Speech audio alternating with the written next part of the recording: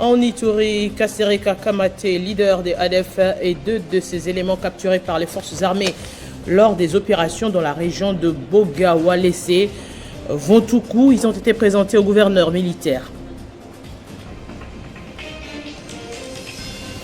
De la prison au procès, Jean-Marc Okaboundé fixé sur la date du 5 septembre où il sera devant les juges.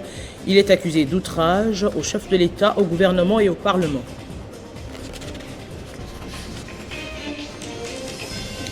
Une fête de l'indépendance sous le coup des bombes. L'Ukraine craint 6 mois après l'attaque par la Russie, après le début de ces attaques, qu'il n'atteigne Kiev.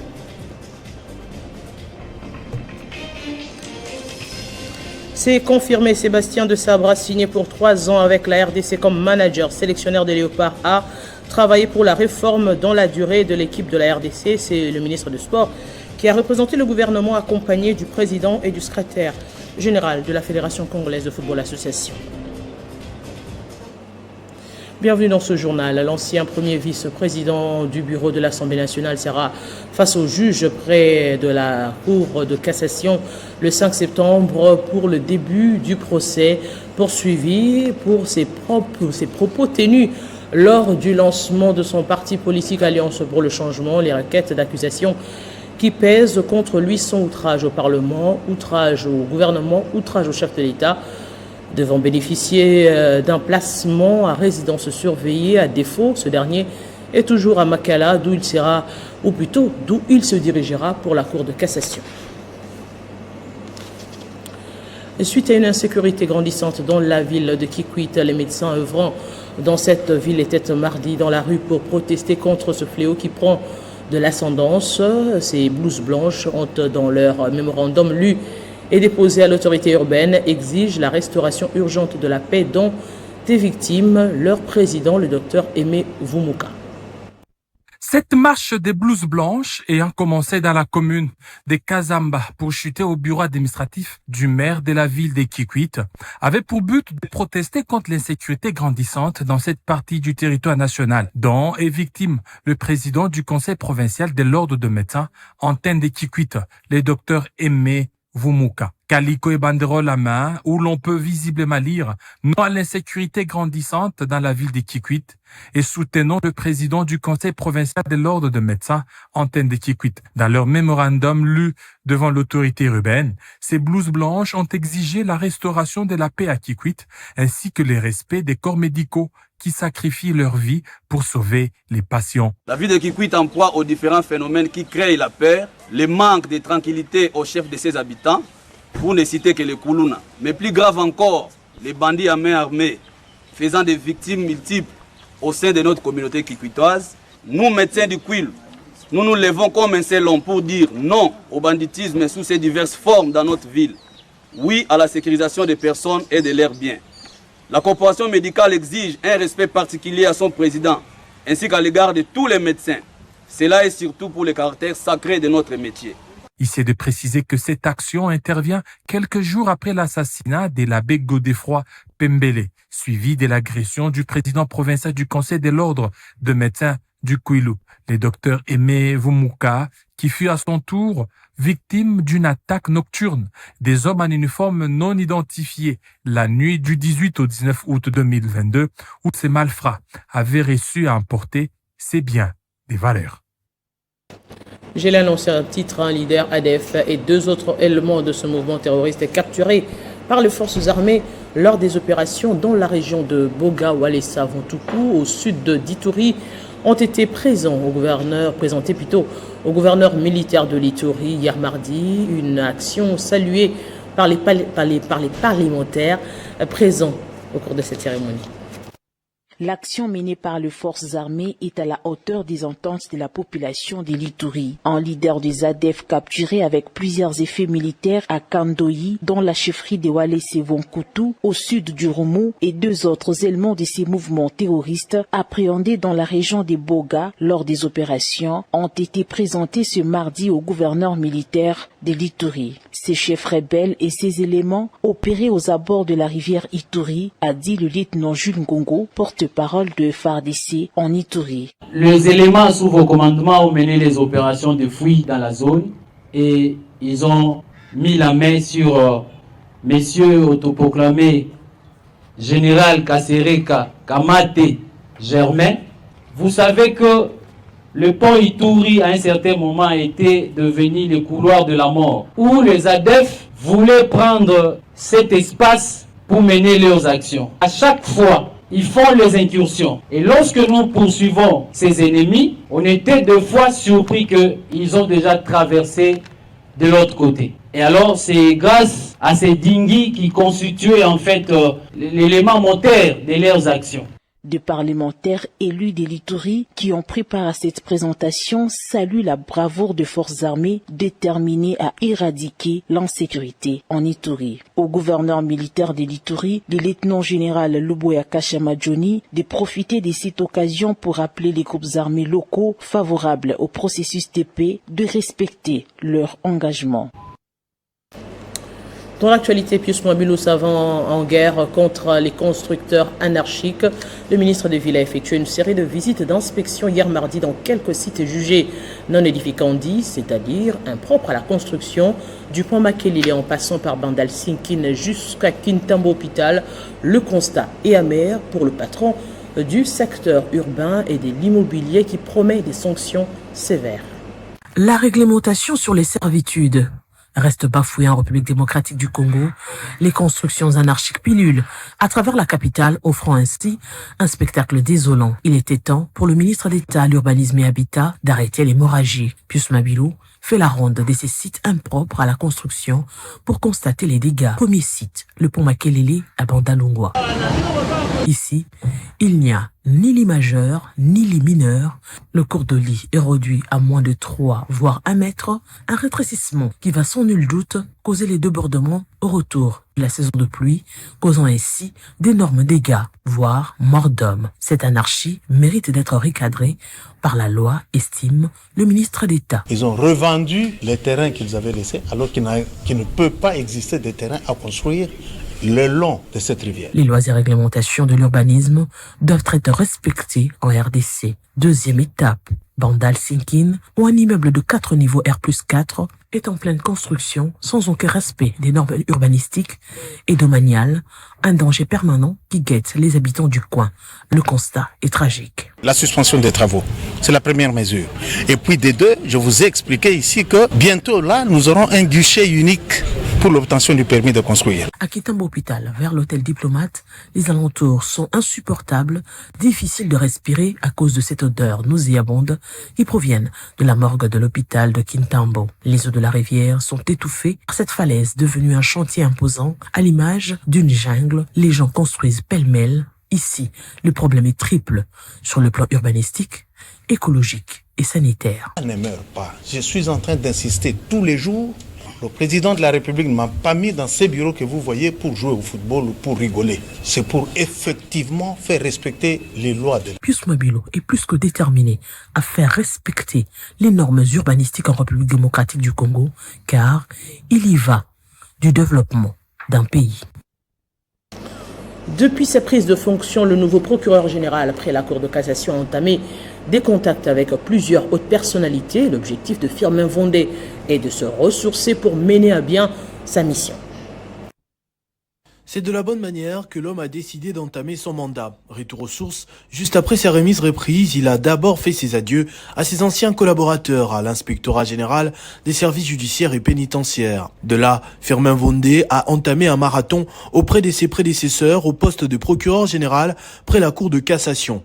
Parmi les plus emblématiques, le doyen Léon Kengo Adondo, premier procureur général de la République et premier commissaire d'État. Ensemble, ils ont échangé à huis clos pendant plus ou moins 1 heure sur la carrière impressionnante de cet homme qui a su traverser les époques et relier les générations. Juste après, Firmin Vondé a surpris l'ancien procureur général près de cette juridiction, Flori Kabangenumbi. Fier de ses 11 années à la tête de ce service judiciaire, il a eu à prodiguer des conseils utiles à son hôte et assurer sa disponibilité de temps à autre pour le permettre de bien mener sa mission. Mercredi, Firmin Vondé est retourné à l'inspectorat général des services services judiciaires et pénitentiaires pour passer la main officiellement à son successeur. Le premier avocat général, Essabé Kamoulete, prend la tête de cette structure avec toutes les bénédictions possibles. Et à la veille de la rentrée scolaire 2022-2023, les acteurs du secteur éducatif de la province éducationnelle du Maniema ont participé à une séance de renforcement de capacité avec comme thème consolidation et pérennisation de la gratuité de l'enseignement ainsi que la lutte contre les antivaleurs. 3 jours ont suffi pour que les acteurs du secteur éducatif de la province éducationnelle Maniema passent au peigne fin les différents problèmes qui rongent l'enseignement dans la province. Avec comme thème consolidation et pérennisation de la gratuité ainsi que la lutte contre les antivaleurs, ces assises ont permis aux participants de planifier des actions de l'année scolaire 2022-2023. Cette planification tient compte des indicateurs liés aux 3 axes, à savoir accès, qualité et gouvernance. La revue annuelle des performances va nous donner l'occasion de procéder à l'évaluation des actions réalisées l'année scolaire 2021-2022 en vue de planifier celle de l'année scolaire 2022-2023 sur base du plan d'action opérationnel de notre province éducationnelle élaboré en février 2022 à base des indicateurs éducatifs liés dans les 3 axes de la vision du gouvernement, accès, qualité et gouvernance, à travers les 3 niveaux d'enseignement organisés par notre ministère, à savoir niveau maternel, niveau primaire et niveau secondaire technique. Séance tenante, la direction de la province éducationnelle Maniema a décerné les prix d'excellence au complexe scolaire Mapan du réseau privé qui s'était distingué par un enseignement de qualité. 2 lauréates ont reçu chacune des fournitures scolaires et à l'autorité de ces complexes un brevet d'excellence. Allez, on va quitter la RDC pour parler des élections générales en Angola. C'est ce mercredi que les Angolais votent leurs députés qui, par la suite, décideront du prochain président de la République. Un scrutin le plus serré de l'histoire du pays. Le parti au pouvoir du chef de l'État sortant est défié par une opposition qui promet des réformes socio-économiques. L'Angola vote ce mercredi pour les législatives qui décideront du prochain président. Le candidat du parti vainqueur aux élections des députés nationaux sera investi chef de l'État. Ce scrutin était bien avant annoncé comme le plus serré de l'histoire de l'Angola depuis son indépendance entre les partis au pouvoir, le mouvement populaire pour la libération de l'Angola et une opposition qui promet d'enrayer la pauvreté et la corruption. Les bureaux des votes sont ouverts depuis 7 heures du matin et seront fermés à 18 heures. 8 partis politiques en lice au total. Selon les pronostics, le parti au pouvoir Ampela part favori. Par ailleurs, Adalberto Costa Junior, réputé bon orateur, qui est à la tête de l'UNITA, premier parti d'opposition, a mené sa campagne sur des promesses de réformes dans la lutte contre les antivaleurs qui gangrènent la société. Pour certains, celui-ci incarne l'espoir du changement réclamé par la rue dans un pays riche en pétrole, mais plongé dans des difficultés économiques. En cas de victoire, l'UNITA entend revoir des liens du pays avec les puissances mondiales qui pourraient affecter les relations étroites entretenues avec la Russie, alliée du Ampela durant la guerre civile angolaise. Et l'Ukraine célèbre le 31e anniversaire de son indépendance vis-à-vis de la Russie, une célébration qui intervient 6 mois après le début de l'offensive russe, alors que le président Zelensky promet de ne pas abdiquer. L'Occident et les États-Unis d'Amérique expriment du moins leur inquiétude, redoutant des bombardements massifs sur Kiev, la capitale ukrainienne. Ce 24 août est un jour symbolique pour l'Ukraine.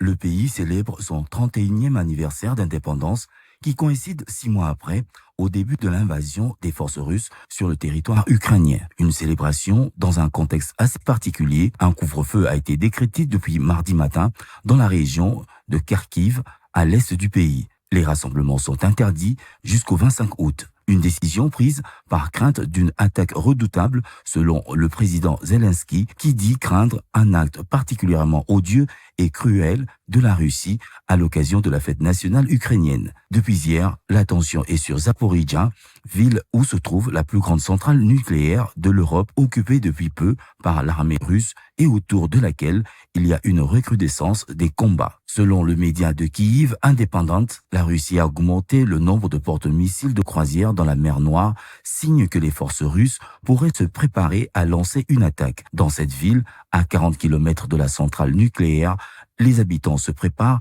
à une possible guérilla urbaine. Un appel à la retenue a été lancé au pire d'une catastrophe nucléaire et d'un trafic d'armes, a alerté le pape François à l'issue de l'audience générale de ce mercredi au Vatican. Le président français Emmanuel Macron a quant à lui, dans un message vidéo au sommet de la plateforme de Crimée, exhorté la communauté internationale à ne faire montre d'aucune faiblesse, aucun esprit de compromission face à la Russie. D'autres dirigeants occidentaux se sont joints à son propos en condamnant fermement l'invasion russe et promettent leur soutien dans la durée à l'Ukraine. L'ambassade américaine en Ukraine a appelé mardi les citoyens américains à quitter le pays dès que possible. Par ailleurs, les États-Unis devraient annoncer aujourd'hui une nouvelle enveloppe d'aide pour l'Ukraine de 3 milliards de dollars. Pour ce jour symbolique de la fondation de Kiev, les impacts de la guerre sont dévastateurs. Bien que l'on compte plus de 11 millions de personnes qui ont fui le pays, selon l'ONU, les Ukrainiens renforcent leur identité autour de leur président qui, dans son adresse à la nation le jour de l'indépendance de son pays, a déclaré que l'Ukraine se battra jusqu'au bout sans aucune concession ou compromis avec la Russie. Alors, pour commenter cette page internationale, nous avons fait appel à notre éditorialiste, le directeur général de Télé 50, Jean-Marie Kassamba. Bonjour et bienvenue. Merci. Alors, d'abord, pour ce qui est de l'Angola, dans le contexte actuel, est-ce qu'une surprise est possible? Pas très sûr, parce que le MPLA, le parti de celui qui a succédé à Dos Santos, qu'on a enterré il y a quelques jours, garde encore le contrôle de l'appareil à la fois politique mais également militaire, même si effectivement Lorenzo était en difficulté avec les anciens qui étaient avec Dos Santos, qui est mort il y a quelques temps. D'abord parce que les Américains sont derrière d'abord Lorenzo pour le contrôle des matières premières, notamment le pétrole et le diamant angolais. Mais aussi l'Angola, c'est une grande puissance militaire sous-régionale au sein de la SADC. Aujourd'hui, la corruption, la situation économique très difficile, vous savez, il y a eu, depuis la baisse du prix du pétrole, beaucoup de difficultés en Angola, eh bien, les Angolais ont vu qu'il y a eu de la corruption dans les chefs de partisans de Lorenzo et que la misère des Angolais a fait ressurgir l'UNITA de Savimbi. Le candidat de Savimbi risque d'avoir beaucoup de députés. Et comme c'est une élection au second tour pour avoir le futur président, ça va être un peu beaucoup plus difficile pour le MPLA d'avoir la majorité absolue. Ça, c'est l'analyse un peu de l'intérieur. Mais Lorenzo a verrouillé le système. Il n'y a que 2000 observateurs internationaux pour l'ensemble de l'Angola. Ce qui veut dire que l'élection sera très contrôlée et que le résultat qui est déjà boutiqué d'avance, c'est celui-là qui sera appliqué. Même si effectivement, il y aura quand même bataille pour le contrôle du Parlement. Deuxième élément qu'il faut faire maintenant en termes d'analyse sous-régionale, c'est que l'Angola devait être sous contrôle de la RDC. Malheureusement, depuis une vingtaine d'années, ce n'est pas le cas. Rappelez-vous que tous les grands leaders angolais sont passés par ici, depuis les années 70. Lorenzo, c'est un enfant d'Indili, il a grandi ici à Kinshasa. Dos Santos lui-même. Mobutu contrôlait l'UNITA de Savimbi. D'ailleurs, les Américains donnaient beaucoup de moyens à Mobutu pour contrôler l'UNITA, à l'époque contre le communisme cubain qui était là-bas en Angola. Aujourd'hui, tout ceci a changé parce que la RDC est devenue faible. C'est plutôt l'Angola qui joue le rôle de médiateur lorsqu'il y a des problèmes. C'est l'Angola qui nous vient avec quelques images ici d'avions survoler la capitale pour montrer que l'Angola peut nous aider. Mais rappelez-vous quand même que l'Angola était aux côtés de la RDC quand nous avons été attaqués par le Rwanda. À l'époque, c'est l'Angola qui est venu, c'est la Namibie, c'est le Zimbabwe. Et l'hommage que Joseph Kabila a rendu à Dos Santos s'est justifié à ses justes titres. Donc l'élection qui se passe en ce moment en Angola devrait nous interpeller parce que nous avons un contentieux très important avec l'Angola. Notre pétrole est siphonné par les Angolais. Nous avons des problèmes au niveau des Kayemba. Nous avons des problèmes au niveau des Cabinda. naturellement, pour les contrer ces territoires, nous devons avoir ici chez nous, en RDC, une politique sous-régionale offensive pour qu'on puisse avoir ne serait-ce qu'un œil sur l'Angola. Un peu plus compliqué, alors quel serait justement, dans ce contexte, peu importe laquelle, l'apport, le résultat pour la République démocratique du Congo? Ces élections, son impact sur la RDC. Repartir à la conquête de la politique sous-régionale. L'Angola ne peut pas être le successeur de Museveni ou de Kagame pour le contrôle de la région des Grands Lacs. Malheureusement, c'est l'Angola qui a installé Sassou Nguesso, rappelez-vous, qui l'a aidé à revenir au pouvoir. C'est l'Angola qui nous a aidés ici lorsque nous avons été agressés par le Rwanda, etc. Et aujourd'hui, c'est l'Angola qui joue la médiation avec Kagame. C'est d'ailleurs l'échange des prisonniers, ça s'est passé via l'Angola. Et donc, nous devons avoir une offensive diplomatique. Nous devons réformer notre diplomatie. Nous devons consolider l'unité de la RDC. Il faut un dialogue ici pour que les gens se retrouvent autour de la table, pour que le Congo joue enfin son rôle de la puissance sous-régionale, parce que nous sommes de plus en plus faibles. Alors on va parler un tout petit peu de l'Ukraine. 6 mois après l'offensive, on pensait que soit la Russie allait se fatiguer, mais pas du tout. L'agression continue. Eh bien on se dit finalement, quelles leçons tirer 6 mois après? Il y a beaucoup de mensonges dans les chefs, notamment de nos amis occidentaux. En réalité, la guerre qui se joue depuis 6 mois entre l'Ukraine et la Russie, c'est la guerre entre l'Occident et la Russie. En rappel, l'Union soviétique a été dépiécée par les Occidentaux. Ils ont installé autour de la Russie que de menaces, des missiles, etc. On a mis plein de pays de l'OTAN autour de la Russie. La Russie s'est reconstituée pendant une vingtaine d'années. Aujourd'hui, la Russie, elle est forte militairement, économiquement, stratégiquement. Et la guerre qui est faite aujourd'hui à la Russie, vous regardez les militaires qu'on installe là-bas comme conseillers, les armes, l'argent, les espions, etc. Tout ceci est concentré en Ukraine contre la Russie. Mais malgré tout ceci, la situation a complètement changé parce que la Russie contrôle aujourd'hui presque 25% des territoires ukrainiens. La Russie aujourd'hui, sur le plan économique, a dépiécé, pour ne pas dire affaibli l'Union européenne. Il y a la crise qui est profonde. Il suffit d'écouter Macron aujourd'hui, le premier conseil des ministres. Il a parlé de la fin de l'abondance occidentale, la fin de l'insouciance occidentale, le changement de ton. On va interdire même les vols de jets privés. On va même éteindre les vitrines de magasins. On va même parfois la nuit éteindre, pourquoi pas, la Tour Eiffel, pour qu'on puisse économiser. Il y a beaucoup d'entreprises occidentales qui ferment. Et donc, malgré tout ceci, la presse dite, on va dire occidentale, fait du Rouchak bashing tous les jours. Et on nous donne plutôt une autre réalité. En réalité, aujourd'hui, il suffit d'écouter les communiqués diffusés par la Maison-Blanche et surtout les gouvernements d'État par rapport aux Américains qui sont en Ukraine. Il faut évacuer parce que les Russes, ils risquent de frapper encore davantage. Les Russes sont de plus en plus forts. Ils sont consolidés aujourd'hui par la Chine, par d'autres alliés comme l'Iran, comme la Corée du Nord. La crainte aujourd'hui, c'est Kiev qui... Oui, Kiev, mais les Russes ne sont pas aussi vulgaires que ça. Ils ne vont pas le faire aussi brutalement et aujourd'hui même. Bien au contraire, les Américains ont beaucoup d'informations, les Russes s'organisent autrement. C'est pour consolider ce qu'ils sont en train de faire là-bas. Et il va y avoir naturellement beaucoup d'échanges, on va dire, des facilités pour avoir le blé, pour avoir le pétrole, pour avoir le gaz, pour que autour de la centrale des Zaporizhzhia, par exemple, que le Russe dessert un peu les taux parce que soit on bombarde et c'est catastrophe en Europe, soit la Russie coupe ses centrales à l'Ukraine, donc et c'est les Russes qui vont être, on va dire, détenteurs de l'électricité bon marché abondante. Donc, tout ceci nous renseigne que le monde change.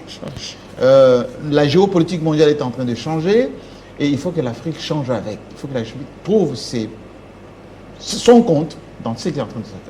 Jean-Marie Kassama, merci. Merci à vous. Et on téléspectateurs, cette fois-ci, nous allons parler sport. Le technicien français Sébastien Desabre a officiellement pris les commandes de l'équipe nationale de football senior. Le désormais manager sélectionneur des Léopards a signé un contrat de 3 ans avec le gouvernement RDC, soit jusqu'en 2025. La cérémonie a eu lieu mardi dans la soirée en présence du ministre de Sport et Loisirs, Sergent Condé, et du président de la Fédération congolaise de football, l'association Donatien Chimanga, puis du secrétaire général Situ Atala. C'est un nouveau partenariat qui vient d'être conclu entre la République et le technicien français. Un contrat de 3 ans avec la sélection en qualité de manager sélectionneur. Desabre, qui a une parfaite connaissance du football congolais et africain, va travailler dans la durée. Le contrat, c'est un contrat d'une durée de 3 ans qui va me permettre de mettre en place ma feuille de route et de bâtir des idées qui vont nous faire progresser et atteindre nos futurs objectifs. Aujourd'hui, un sélectionneur, c'est à la fois un entraîneur, c'est à la fois aussi un manager. On sait que dans la fonction de sélectionneur, il y a toute la partie technique, mais il y a également une partie organisationnelle de la partie technique, qu'on s'entende bien. Donc c'est pour ça qu'il y a un thème qui est de manager-sélectionneur qui permet de mettre en place l'organisation, la périphérie autour de l'équipe. En dehors des résultats sur terrain, l'entraîneur de Léopard est tenu d'exercer ses fonctions à l'intérieur comme à l'extérieur du pays et sa rémunération lui sera versée au titre de ses services. À son actif, on peut compter 130 matchs joués avec 140 gagnés, 89 nuls et 72 défaites. À cela s'ajoute une parfaite connaissance du football africain pour avoir coaché 24 matchs de Ligue des Champions, 19 de la Coupe de la Confédération de la CAF, 18 avec les équipes nationales africaines. Pour la petite histoire, Sébastien Desabre est passé en sélection, tout comme en club, par des pays tels que l'Ouganda, l'Égypte, le Maroc, la Tunisie, la Côte d'Ivoire, pour ne citer que cela. Les hostilités de la 18e Coupe du Congo de volleyball viennent d'être lancées depuis Kolusi, dans la province du Lualaba. Cette Coupe de la FEVOCO est placée sous le signe de la paix et les athlètes sont appelés à faire éclater leur talent pour booster le volleyball dans les coins et recoins de la République. Aujourd'hui et maintenant, ouvertes les activités du championnat national de volleyball chez nous au Lualaba. Sous un soleil accablant, le commissaire en charge du sport du Lualaba a donné le go de la 18e Coupe du Congo de volleyball devant les amoureux de la balle au filet venus de plusieurs coins du pays. Dans ce mot de circonstance, Paulin Kalaou a appelé toutes les délégations au fair play pour un bon déroulement de la compétition. Bonne chance à toutes les équipes qui vont compétir en insistant sur l'esprit de fair play afin que la fête soit belle et que le meilleur l'emporte. Que vive la République démocratique du Congo, que vive la province du Lualaba. De son côté, le président du comité d'organisation a salué l'esprit sportif de la gouverneure intérimaire du Lualaba qui a accepté d'accueillir la 18e Coupe de la FEVOCO dans sa province. À cela, nous osons croire que ce championnat qui est organisé sous le haut patronage de son Excellence Madame la Gouverneure aura un atterrissage fructueux et spécial, imprimant conséquemment le meilleur de cette 18e édition. Voilà, par le biais de son Excellence Madame la Gouverneure, offre son hospitalité et son appui financier et matériel à la FEVOCO pour l'organisation du dit championnat. En match d'ouverture, chez les dames, Volleyball Club La Grâce de Kinshasa s'est imposé face au Volleyball Club La MAC du Lualaba sur le score de 3-7-0. Et on prend les rappels des principaux titres. En Ituri, Kasereka Kamate, leader des ADF, et 2 de ses éléments capturés par les forces armées lors des opérations dans la région de Bogota-Walese. Ils ont été présentés au gouverneur militaire. De la prison au procès, Jean-Marc Okabonde fixé sur la date du 5 septembre, il sera devant les juges. Il est accusé d'outrage au chef de l'État, au gouvernement et au Parlement. Une fête de l'indépendance sous le coup des bombes. L'Ukraine craint 6 mois après les débuts de ces attaques que la Russie n'atteigne Kiev. Nous avons eu dans ce journal l'éditorialiste Jean-Marie Cassandre. Et c'est confirmé, Sébastien Desabre a signé pour 3 ans avec la RDC comme manager sélectionneur des Léopards, a travaillé pour une réforme dans la durée de l'équipe de la RDC. C'est le ministre de Sport qui a représenté le gouvernement, accompagné du président et secrétaire de la Fédération congolaise de football association. La revue de presse, c'est tout de suite.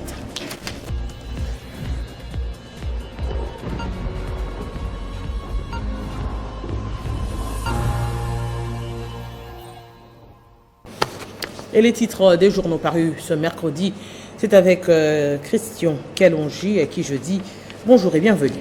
Bonjour Arlette Boutella, bonjour à tous ceux qui nous suivent de partout dans le monde grâce à Télé 50. Alors, à la une de votre sélection, à défaut de la résidence surveillée Kabound de Makala au procès le 5 septembre prochain. Évidemment, Arlette Boutella, c'est ce que renseigne une citation à prévenue émise hier par la Cour des cassations.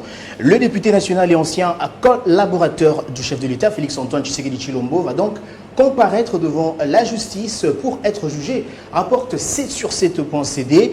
Ouragan.cd note pour sa part que Kabound n'a donc plus de choix que de préparer ses moyens de défense dans l'affaire justement qu'il oppose à l'État congolais. Arlette Boutella, l'ex-président intérimaire de l'UDPS, sera donc entendu pour avoir outragé non seulement le président de la République, mais aussi l'exécutif national dans les mêmes circonstances, en disant que l'appareil de l'État est devenu de plus en plus un club d'amis.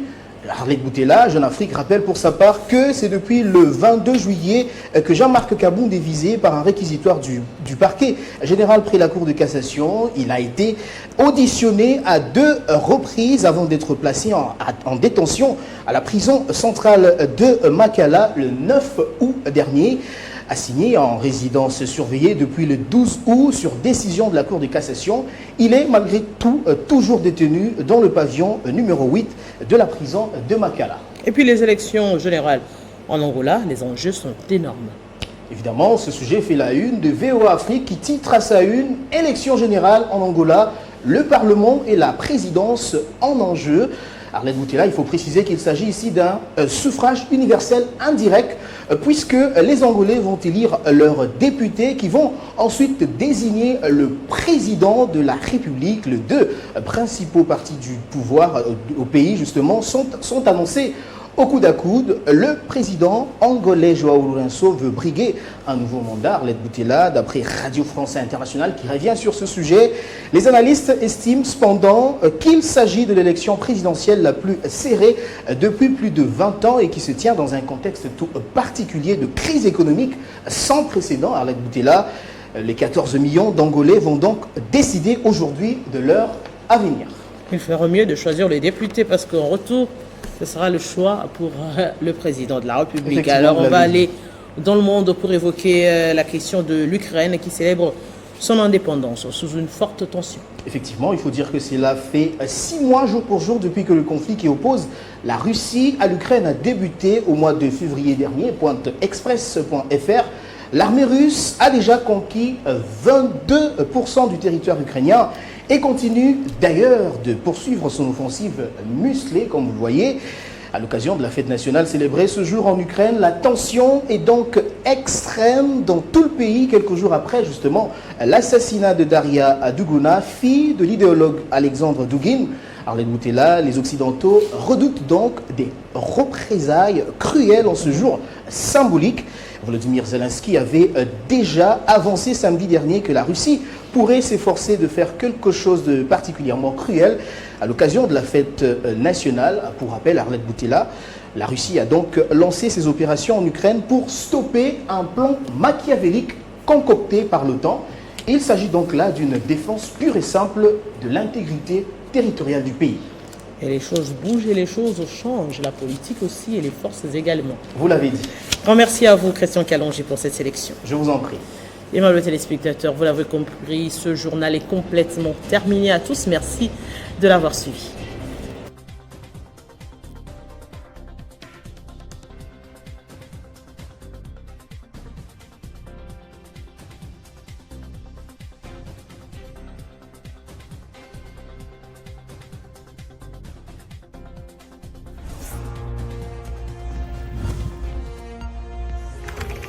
l'actualité reste incontinue.